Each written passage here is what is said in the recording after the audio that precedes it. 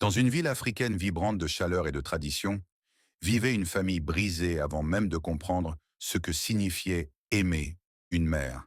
Deux fils, deux chemins, deux destins forgés par l'amour et par la douleur.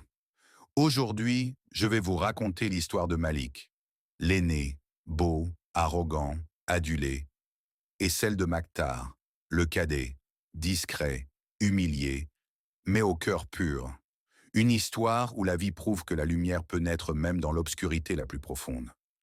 Si t'es encore là, c'est que tu kiffes sûrement. Pense à t'abonner et on enchaîne. Les enfants jouent. La mère appelle Malik. Mère, Malik, mon fils, viens goûter le repas que j'ai préparé pour toi. Malik, sûr de lui. J'arrive, maman. Maktar s'approche timidement. Maktar. Maman, je peux goûter aussi. Mère, froide. Et toi? Tu ne mérites rien. Va étudier au lieu d'être un poids. Depuis tout petit, Maktar vivait dans l'ombre de son frère. Malik avait tout. Intelligence, beauté, admiration, et surtout l'amour exclusif de leur mère. Maktar, lui, était la cible des critiques, des humiliations et du silence. Malik brille, Maktar est isolé. Professeur, excellent travail Malik. Encore une fois, le meilleur de la classe. Les élèves applaudissent. Plus tard, professeur à Maktar, tu dois faire plus d'efforts. Regarde ton frère. Chaque jour, les comparaisons détruisaient un peu plus le cœur de Maktar.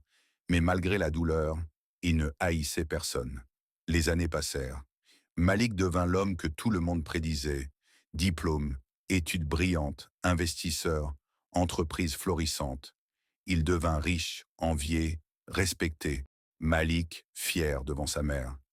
Maman, tu vois, je t'avais dit que je deviendrais quelqu'un. Mère, rayonnante. Tu es ma fierté, mon unique lumière. Et Maktar, mère, regarde ton frère.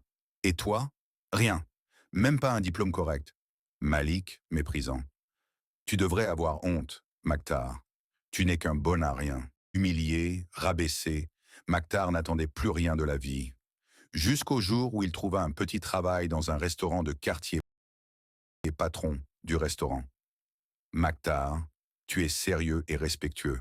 Si tu veux apprendre, je t'apprendrai tout ce que je sais. Maktar, je veux apprendre, patron. Je ferai de mon mieux. Et pour la première fois, quelqu'un croyait en lui. Cuisson, épices, accueil, gestion. Maktar absorbait tout comme une éponge. Chaque soir, il rentrait dans sa petite chambre louée dans un quartier pauvre, mais le cœur en paix. Mais pendant que Maktar montait lentement, la vie réservait une autre surprise à Malik.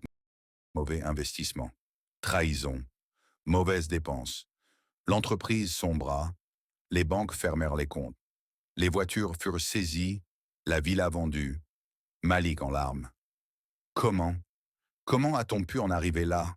Mère, paniquée. Mon fils, on ne peut pas vivre comme ça. Trouve une solution. Mais il n'y en avait plus. 2 ans plus tard, le pays entier ne parlait que de Maktar Kitchen, une chaîne de restaurants innovants, des saveurs uniques, un service impeccable.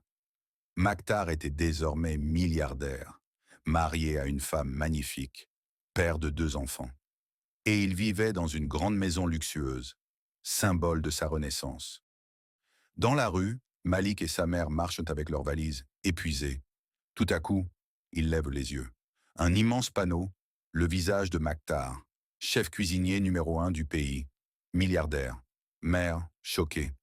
Ce, ce n'est pas possible, Malik. C'est Maktar. Un silence long, très long. Le destin venait de prendre sa revanche. Ils se rendent devant la grande maison de Maktar. Le portail s'ouvre. Maktar. Malik, maman, qu'est-ce que vous faites ici? Mère, nous sommes ta famille. Tu dois nous aider. Malik. Oui, Maktar. Tu es riche maintenant. C'est normal que tu nous soutiennes. Silence. Maktar ferme les yeux. Respire profondément. Maktar. Vous aider? J'ai dormi seul dans le froid quand vous me laissiez dehors. J'ai été humilié, insulté, rabaissé pendant des années. Vous ne m'avez jamais soutenu. jamais aimé. Et maintenant que vous avez tout perdu, vous venez exiger de l'aide? La mère baisse la tête. Malik retient ses larmes. Il avait le pouvoir de se venger. La vie lui en donnait enfin l'occasion. Mais Maktar n'était pas comme eux. Maktar, je ne vous laisserai pas dans la rue.